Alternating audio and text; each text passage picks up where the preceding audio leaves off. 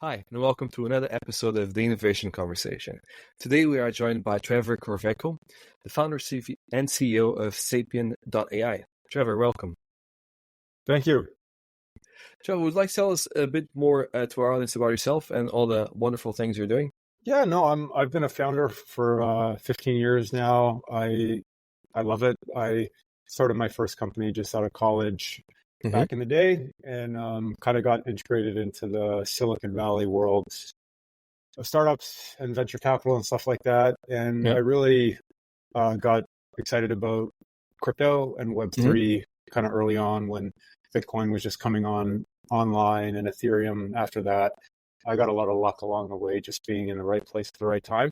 So I've kind of dedicated the last decade or so of my life to Web3, and it's kind of my main focus these days. Interesting. So when did you join the whole crypto thing? Because it started, 2011 or something like that, when the big white paper came along? I think the white paper technically came out in 2008. It was during the financial crisis, I remember. And there was not a lot of people interested for 08, 09, 2010. Kind of in 2011, community started really forming once the network was up and live, and there were people figuring out how to buy it and how to think about it. But it was a certain profile of person. It was kind of more of the crypto cypherpunk type folks that got excited about it early on, a very libertarian bend mentality. And then as time went on, it became more of a technologist playground. So a lot of really smart engineers started looking at what you could do with blockchain and some of the new kind of functionality it enables, like decentralized consensus and things like this that apply not just to the original use case of Bitcoin, which is money, but also to like all kinds of other applications that we see in the vibrant Web3 community today. Interesting. Now, I know you're the co-founder of multiple companies. We often interview quite a lot of founders here, but there is a difference, right? Because all these companies are built on blockchain, so there's a whole different ecosystem where they exist. How different is it for you to launch a company in this ecosystem and then to explain it to other people exactly what you do? How do you find that journey? There's starting a startup. There's kind of a well-established path to do that now. If you kind of follow Y Combinator, it's the correct way to start a startup, a certain kind of startup, like a venture backable startup. There's kind of a framework to do it, and you kind of follow the rules. With Web3 startups, there's kind of two parts to it. There's the similarities with Web2. There's a lot of similarities. You need to recruit good people. You need to get product market fit, etc. But there's also differences and nuances and benefits. There's things that make it more difficult, and there's things that make it easier. And so there's a lot of just early stage stuff is very similar, but as you start kind of building the community and actually launching a Web3 company, there's a lot of kind of unique things that make it different. What in terms of investment, how does that look like? Like, do you get traditional investors and if so, do they invest in fiat currency or they invest in Bitcoins? How does that even work? Yeah, and just to build on what I was saying earlier, is that there's a tried and tested way to do it in Web2 startups in Silicon Valley and Y Combinator. In Web3, they're forming ways to do it. Even since when I launched my first Web3 project, Polymath, in 2017, 2018, there was no roadmap. It was completely make it up as you go along, and you have to be, cautious because you don't want to do things the wrong way. So you kind of be extra conservative. Now, as time has gone on, there are some contours forming of like what path makes the most sense. But it's still not as clear on how to do it. But there are ways, and if you just kind of follow the top projects in Web3, the top VC funds, and how those companies go to market, there is kind of a path to make it possible. And the extra effort to figure it out is worth it, because there's a lot of interesting things you can do as a Web3 founder or community member that you can't do in Web2. There's a lot more. There's different kind of channels to fundraise. There's different acquisition channels to get users almost faster than ever. Some of the fastest growing companies or projects or software platforms of all time are now Web3 because it's global by default. A lot of the tech is interoperable, so it's kind of this big kind of Lego ecosystem where everything can connect to everyone else, and you can kind of leverage other people's tech and other people's communities. And it's just getting started. A lot of value, I think, in startups accrue to Web3 companies, whereas in kind of newer things like AI, it's still kind of dominated by big tech, all things considered. So there's a lot of, my kind of point there is there's a lot of new things about Web3, but there's a lot of great reasons why it's worth the extra trouble to figure it out. There's been a lot of conversations around how hard it is to get investment right now, in a traditional startup. Have you found the same thing to be true in your side of the world, but also in your area, or not so much so? Yeah, I would say Web3 is kind of a Web2 startup on steroids. So everything is magnified. Like the cycles are magnified. The bull and bear markets are compressed and magnified. So in general, there was a big overhang from the crazy 2001 days, and then the subsequent kind of correction and crash in some areas. And that hasn't fully recovered. There's a lot of nuances behind the scenes as to why that's the case. Like there's a lot of VC funds that are trying to extend their runway a little bit because their bosses, the limited partners, have kind of tightened their belts a little bit. And that has trickled down to startups. So the cadence is a lot slower. The valuations have come down a lot. I think generally, though, it's been healthy. Like the crazy bull markets, I never feel comfortable in because there's not a lot of signal. It's just a lot of noise. And so it's kind of a much needed correction that was needed. It flushed out a lot of excess liquidity and kind of dislocations in the market that needed to be liquidated. But it is still, it's you need to have a lot more traction. It's better as a founder if you have a bit of a history. But if not, you just have to really kick ass in terms of like being in the right market, having the right team, and having the right traction that you can, go to the investors and say, hey, we've got it's not just a story. It's not just a slide deck. Like we actually have real meat on the bone here, and therefore, give us a fair offer, and we can accept your money.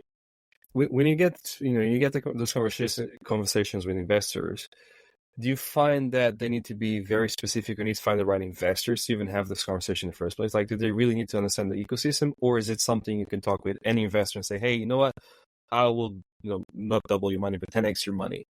Like, do you need to be very specific when you pick investors to talk with? Yeah, like it's very important you know who a good investor for you is. And by good, I don't just mean someone who's going to help you a lot, but someone who's actually got a mandate to invest in your type of business. So venture capitalists are not looking for lifestyle business entrepreneurs that like cash flow positively immediately.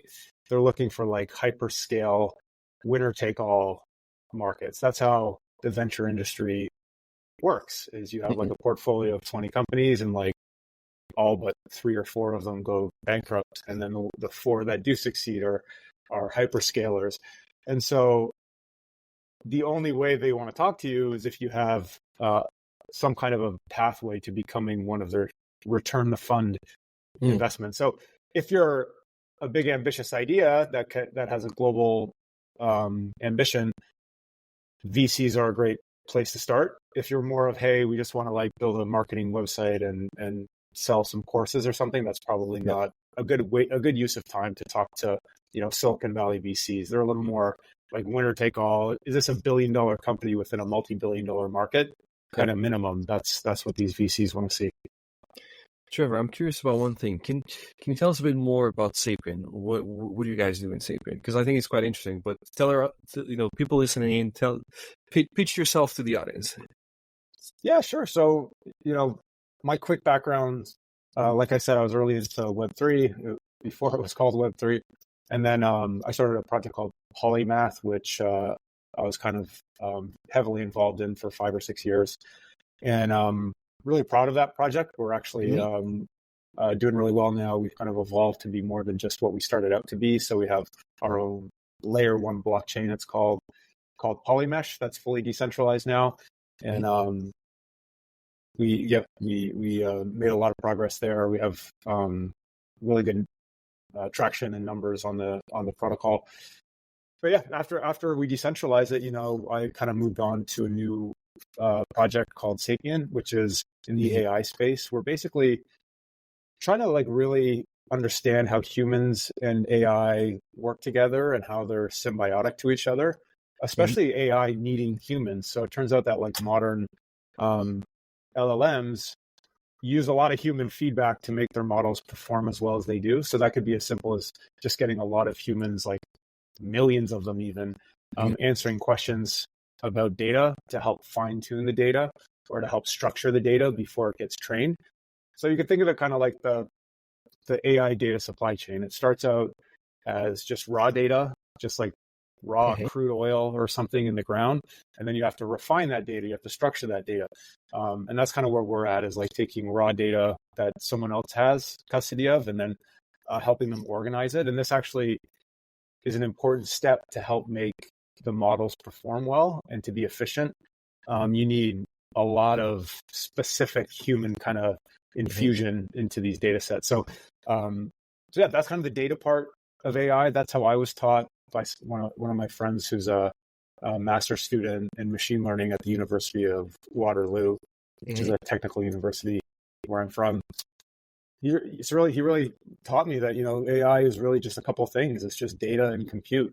There's some algorithms that kind of tie them together, but we're in the early part of the data structuring side. So once the data's structured and ready for training, then it moves over to the compute side, which is the GPUs and the running inference and doing, sucking up to NVIDIA to get all the H100s as well. And that's AI. So we identified a part of AI at the beginning of that funnel, which is the human aspect of how data is created and organized.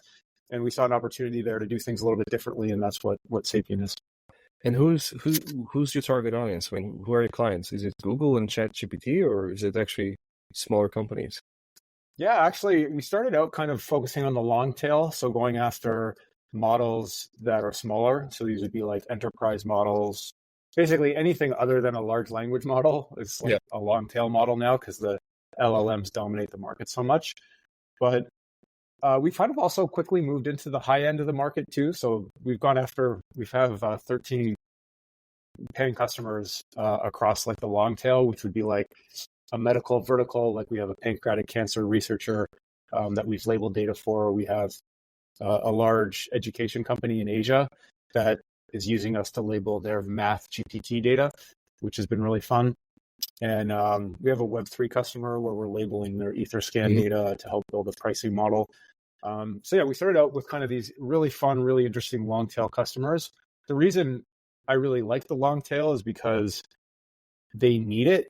The big tech models are just so much better than the long tail models that it's hard for anyone to compete. And one of the reasons the big tech models are so much better is because they can afford a lot of human fine tuning in their data, and the small guys can't. So we're trying to equal the playing field a bit and help kind of close the performance gap between the little models and the big models. And one of the ways we do that is kind of by empowering and lowering the cost for anyone to be a data labeler. So the industry is technically called data labeling, and there's some really big startups already in that market that are doing a good job servicing a lot of the high-end customers. But the smaller customers, where we think a lot of the growth is going to come from, like I said, these are the researcher models, the open source models, the enterprise models. They need humans even more desperately than the big tech people do. So we're trying to just make a platform kind of like Uber, where anyone can be a data labeler. Anyone can drive their car. You don't have to be a professional taxi driver. You just need to be a human and have a car. And we're trying to do that same kind of dynamic, but for labeling, where, hey, even if you're not a professional data labeler in the Philippines or whatever, you can still label data for money as a form of gig work, but you just don't need a car to do it. You can just like literally log in on your Android phone at a bus stop and play the game for 5 minutes, make a little bit of side money, and then just log off and go about your day. It's quite. How are you finding, like, is the market super responsive? Like, are you getting? Because I imagine that a lot of companies are looking at AI models now and thinking, we need to implement some sort of AI. We actually need this. So how are you finding the market overall? Are people open to this idea and saying, you know what, this is exactly what you need? Or there's still a lot of education that needs to happen? Because that's always the case with new technology, right? You still need to educate the market on exactly what to do, but also why they need your services. So how are you finding that? Yeah, I would say generally I've been very surprised how much latent demand there is for a service like this. I've been involved in a lot of projects I've found it in the past where the market doesn't exist yet, and you have to like evangelize this problem and convince people they have a problem that they might not have, and then it's more difficult to do that. But that's what I usually do. It's like a brand new like virtual reality, or when Web3 came along, I did a security tokens, which was like a super early platform to do that, which is now finally becoming more mainstream. But anyways, with Sapien and data labeling, it's there. Like the demand, we're having crazy conversion rates on our outreach that I've never seen in previous stuff I've done, because like there's already demand, there's already budgets, everyone's scrambling to keep up, and everyone is like, hey, we don't want to use ChatGPT. We want to build our own model because we have to for various privacy reasons, or for we need a permissioned model for regulatory reasons. So everyone's like scrambling to build their own models, just like back in the day, everyone was scrambling to build their own websites, and you needed a website to even be relevant. And then it moved into like, you needed an app just to be relevant, or you needed a social media account. And now it's like, you need a model. A lot of these big enterprises, I'm not saying everyone needs to build their own model and spin it up, but a lot of folks do. And again, if we want those models to work and perform well enough for your customers to use it, you need a lot of human input in your data sets. So, but yeah, to answer your question, it's been really nice to have a fertile market that's really super. Like I said, the conversions are really, really good. Just wondering, there's a lot of talk about how dangerous AI is.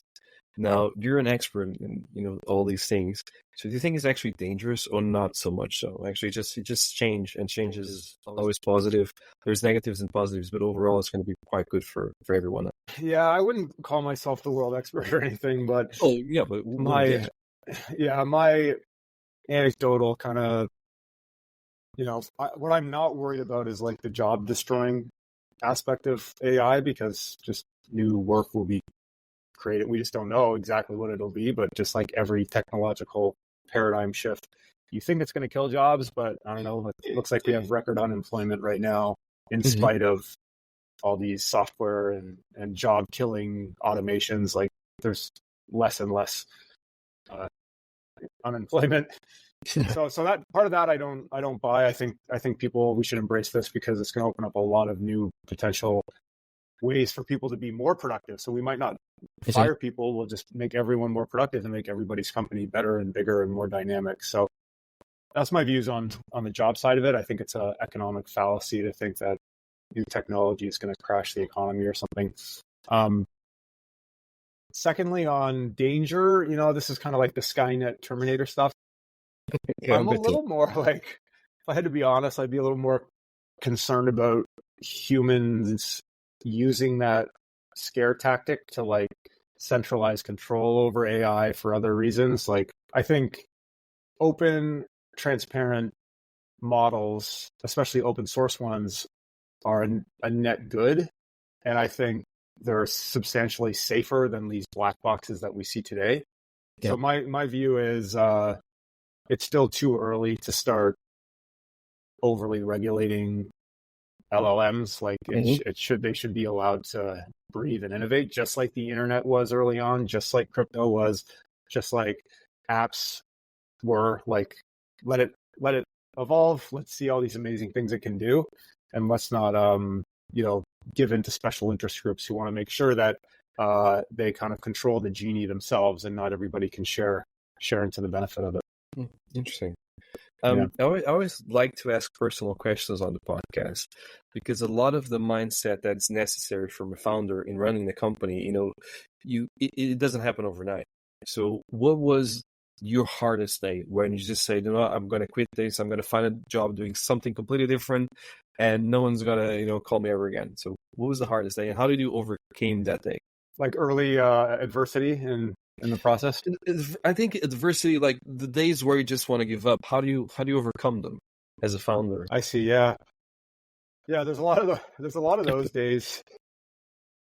I think for me, it was just like a identity thing. Like I kind of, if you're like a soldier, that's what you are, and you go to work and you're a soldier. If you're an athlete, that's what you do, and whatever challenges come up, that's just part of the process of who you are. And I decided kind of in my early 20s that I wanted to be a founder, and that's kind of how I identified myself. And part of the decision of committing to being a founder is there's a 100% forecast of adversity and challenges and crises. And so for me, it's just more of like kind of a duty. It's just like this is kind of who I am. This is what I do. And any challenges, you don't overthink it. You don't get emotional about it. You just like, hey, I just show up to work the next day and we'll figure it out. That's kind of what being an entrepreneur is all about. Like, seems hard relative to, really hard jobs. It's not that hard, but it's pretty hard. Like, it's pretty hard to do. I respect founders so much. I have such a soft spot for anyone going through hard times and try to empathize with them. And at the end of the day, the best founders are ones that a lot of things have to go right. You need to have the right strategy. You need to have the right timing, there's a lot of luck involved. And so I always respect anyone who's able to start and sell a company. That to me is like a huge, huge, huge achievement to go the full life cycle of that. But even people who don't quite get an exit, I respect the effort. And especially when you're in a place like Silicon Valley where I am, you never know. Like anyone can rise out from anywhere at any time and build a really impactful, lasting company.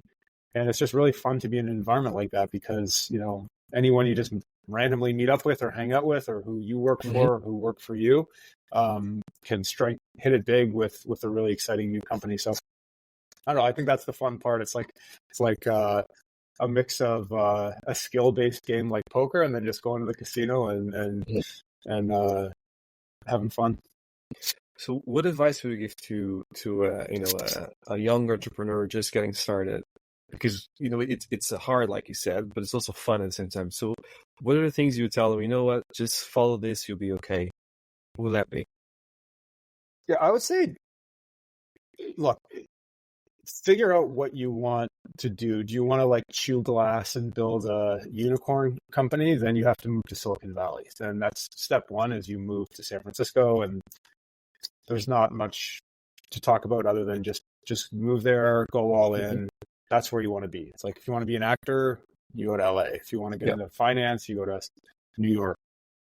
So that's my number one piece of advice is just move to Silicon Valley if you want to build a big, impactful company. It's just objectively speaking where these companies are built. Like, just look at any stat about where unicorn companies are that are tech companies. It's so ridiculously one-sided to San Francisco Bay Area. It's insane. So that's step one. Step two is like try to not reinvent the wheel in certain areas. Like follow the path of people who have already made mistakes before you. Like don't repeat those mistakes. I did a lot of that early in my career when a lot of these resources weren't as widespread as they are now in terms of like Y Combinator videos on how to start a startup. Like that stuff is absolutely gold. I've like to consider myself an expert on this stuff, and I still rewatch that stuff whenever I'm starting something new because it's so important. Just kind of the way to do things, the way to explain your company, the way to make your first hire and when, and how to find your co-founders, like all these basic things. It's true, some of it you can't really be taught it. You just kind of have to go and do it and make mistakes yourselves. But there's smart ways to do it too, like to really do things in the right order, follow the well-established path, and then you don't want to start innovating on like legal structures and agreements and stuff like that. Just like do it the way other folks have done it. And then just thirdly, it's all about the people. I can't emphasize how much I've learned that in the last decade. It's like, it's all people. Everything you do, especially in business, it's like all people, it's all relationships, whether that's raising money from investors, that's relationship based. That's how people give money to people they know, like, and trust. It's just a fact. And then go down the list, whether it's hiring your first team and getting the right people on the bus, that is a 100% critical thing early on, especially. So everything's about people. You need to learn how to manage people. You need to learn how to recruit people. You need to learn how to keep them happy and engaged. And there's no way to kind of be taught that. You have to interact. You have to put in the hours and the face time. There's no shortcuts to building relationships. You just have to kind of do it by always being honest, by delivering, overachieving or over delivering and under promising kind of thing. And that's what's good about Silicon Valley. It's got that culture of like, there's not a lot of sizzle. Like no one cares about like beautifully designed slide decks and websites and pretty language. It's just like, it's about substance. It's about like doing real work and real valuable work that's like adding value. So it's kind of that culture. Like I could sum it all up. It's like the culture of like being a founder, the culture of like being all in on something. Silicon Valley doesn't work if you're like halfway, half in, half out. You have to like, it's so competitive and it's so difficult that you really have to, and that's something kind of I did early on. It's like, I kind of said, hey, I'm burning the bridges. This is the industry I want to do no matter what, like win, lose or draw. This is the life I've chosen. And I think all that kind of helped me get through the ups and the downs. I was just wondering, you mentioned a lot about, finding resources, but also about networking and actually building your community around you. Is there a better way of doing things or a way that, for a fact actually works super well and you can give some advice to people on? The saying is true that you're the average of the sum of the 5 people you hang out with most. So this is kind of a selfish thing to say, but like try to hang out with people ahead of you a bit in some ways. Like you want to put yourself in front of people that have been to where you want to go and like learn from them and ride in their jet stream as much as possible. But just like be very judicious and particular and deliberate about how you spend your time and who you spend your time with. And to me, that's the biggest thing. And there's like little tactics. Like I'm pretty big on having a digital Rolodex. So like everyone I meet, pretty much I'll put in the Rolodex and have like a system to tag them and say, how can I learn from this person? When's a good time to follow up? What industry are they in? And it's good to like not only meet a lot of new people, but to like have a system to like stay in touch with them. Yep. But nowadays there's kind of no excuse. Like everyone's more accessible than ever on social media, and everyone's doing events every 2 seconds that you can go straight up to the people that you want to learn from or people you want to partner with or co-found a business with. And so a lot of it is just like making the decision of understanding how important your network is, and then like making sure you're fostering it and nurturing it on a regular basis. Interesting. In terms of resources, you mentioned Y Combinator a lot. Is there anything else that you also think is very relevant for people to know that exists? Y Combinator is just the best for startups. Like it's so good. Like that's all you need. It's all in one place. Try to apply to get into Y Combinator as well. That's like a huge signal to go through that program. And it's a bit of everything. It's learning, it's fundraising and networking all tied into one thing. If you're in crypto, Y Combinator isn't like known for being a super Web3, specialized accelerator. So there's a lot of other good resources. Like Andreessen Horowitz has a really good program for Web3 specific companies. That's kind of like the Y Combinator for Web3. It's called Crypto Startup School. So anyone interested in getting into Web3, I highly recommend you watch all of that content. It's extremely free. And then there's some other resources on YouTube. I like this channel called Findmatics, I think it's called. It's cartoon overviews of taking kind of semi-complex crypto concepts and bringing it down really simply. So those are the areas that I'd start. I was just wondering, you mentioned how important it is to be in San Francisco now. Most of our audience, some of our audience is based in Europe. In terms of the crypto world, is it still very important to be in San Francisco, or can you actually Not as much. Okay. Not as much. So, crypto is, that's another benefit of Web3 is it's extremely, extremely global. There's no center to be in. San Francisco, maybe, but still not as dominant as it is for Web2. And if you just look at the top Web3 projects and the top Web3 founders,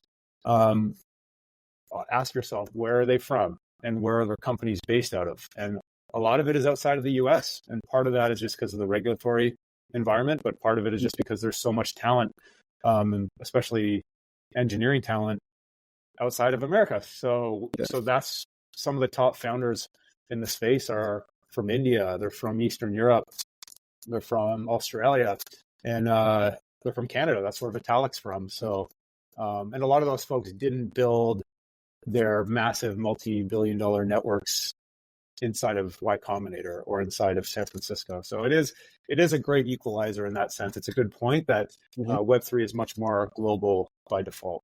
And by the way, I'm not saying you ever have to do something. Like there's tons of exceptions of this company built in, Wisconsin, or Spotify is Europe and Skype. So there's obviously like big outcomes you can do outside, but I'm just speaking if someone's young and looking to maximize their chances of big outcomes and big impacts, it's definitely San Francisco.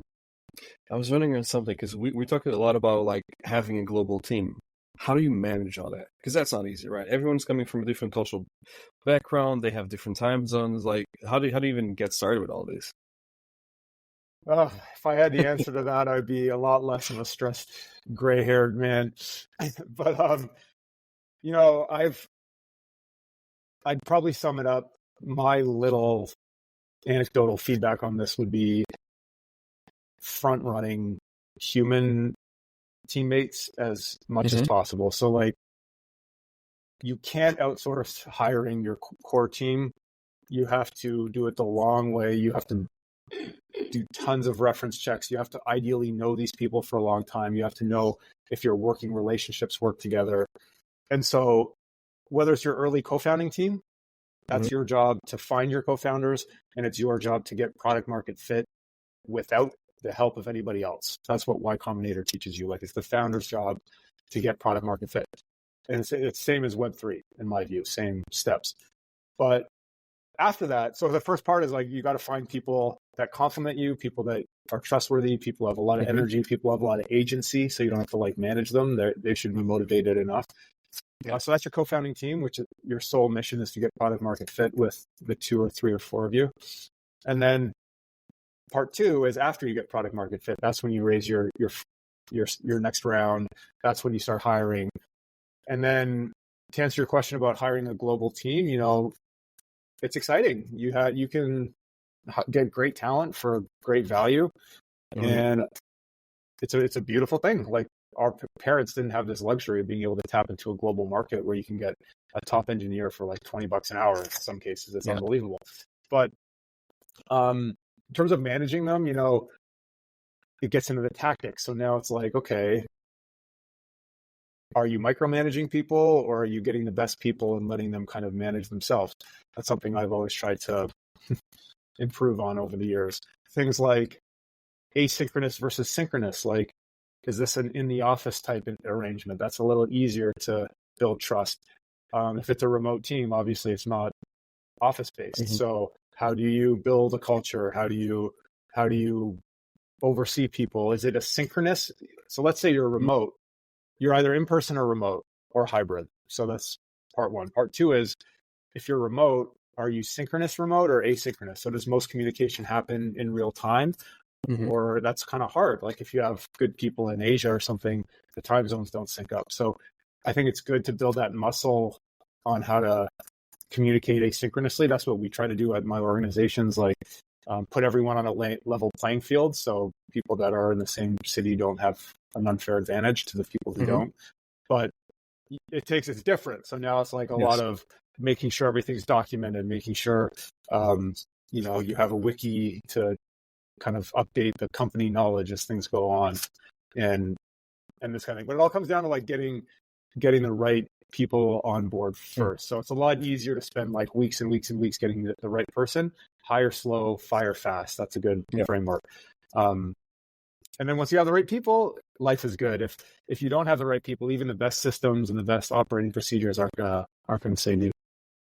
What about culture? Because when you have people remote, it's always hard to tell them about the team culture and all that. So how do you manage that? How do you even try to create a culture when people are abroad all the time and they're not working in the same time zone? So how do you build that?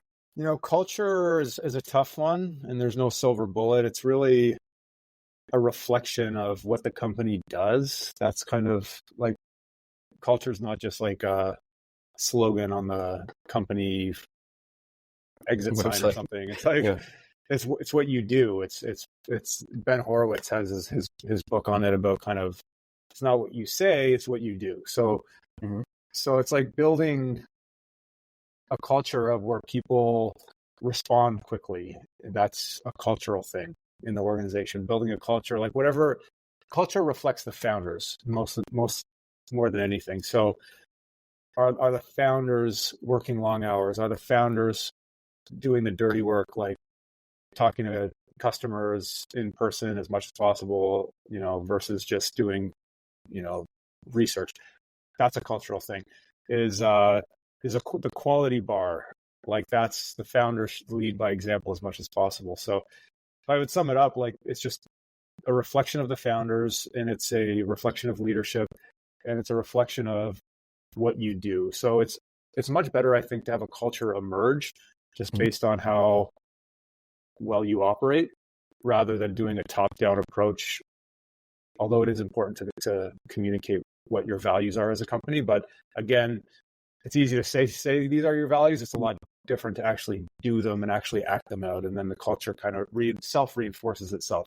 If you bring the best people in, they don't want to work with B players, and so that's why it's so important to bring in those A players early on. Interesting. I was just curious on one thing. You've seen a lot of changes in technology. You are leading the way in a lot of very, very new technology developments. If you had a magic wand, what would you change? Like, if you had the superpower to change, something, what would that be? You can't say I want to fly without wings, because that. Someone already said that. I think there's so many unforced errors that are so, you don't need like fancy AI or anything. It's just like the right roadmap on, like, let's just talk about startups. Like, so many man hours are wasted every year of people doing the wrong thing. Just like if I could wave my wand, like having maybe it is an AI, autonomous agent. It's just kind of like, here's the path, here's the steps, just do things in order. Don't hire a bunch of people before you have product market fit. So people, like, I don't know how many millions of dollars is wasted doing that every second of the day, but like things like that, like just like a little tooltip of saying, kind of like a Y Combinator in your head, where it's just like, you should find a lead investor before getting everybody else. And not knowing that, you're just going to waste a lot of time doing things the incorrect way. So I guess it would be like a autonomous business coach that helps you do the simple things, not necessarily the hard paradigm shifting things, but just like the simple things. I know it would have saved me a lot of time and heartache. I think you just created a new product for anyone listening. There you go. Yeah, business idea alert. Trevor, if people want to reach out to you and get in touch about all the amazing things you do, how can they do so? The website's sapien.io for our new project, and I'm on socials, just at my name, at Trevor Koverko, on different socials. Okay, awesome. Trevor, thank you so much for your time. I really appreciate it. Thanks, Ricardo. Appreciate it, man. Thank you. All right, so let me just click stop.